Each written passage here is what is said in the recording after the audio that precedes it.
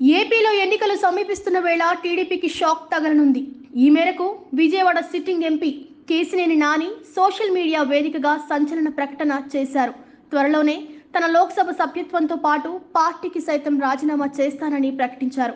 వచ్చే ఎన్నికల్లో ఇండిపెండెంట్గా పోటీ చేస్తానని తెలిపారు. టీడీపీ అధినేత చంద్రబాబుకు తన అవసరం లేదని భావించిన తర్వాత ఇక ఆ పార్టీలో కొనసాగడం భావ్యం కాదని భావిస్తున్నట్లు విజయవాడ ఎంపీ కేశినేని నాని పేర్కొన్నారు. ఫేస్బుక్ వేదికగా శుక్రవారం ఎంపీ కేశినేని నాని ఒక పోస్ట్ పెట్టారు. విజయవాడ ఎంపీ అభ్యర్థిగా వచ్చే ఎన్నికల్లో వేరే వారికి అవకాశం ఇస్తామని చంద్రబాబు చెప్పారని నాని తెలిపారు. ఈ మేరకు తనకు గురువారం సాయంత్రం టీడీపీ నేతలు ఆలపాటి రాజా, నెట్టెం రఘురాం, కొనకళ్ళ నారాయణ వచ్చి చెప్పారని వివరించారు. తిరువురులో చంద్రబాబు పాల్గొనే సభా నిర్వహణ బాధ్యతలను కూడా వేరే వారికి అప్పగించినట్లు చెప్పారని కూడా పేర్కొన్నారు. తనను జోక్యం చేసుకోవద్దని కూడా చెప్పారని నాని తెలిపారు. ఈ క్రమంలోనే శనివారం రాజీనామా చేయబోతున్నట్లు ట్విట్టర్ వేదికగా వెల్లడించారు.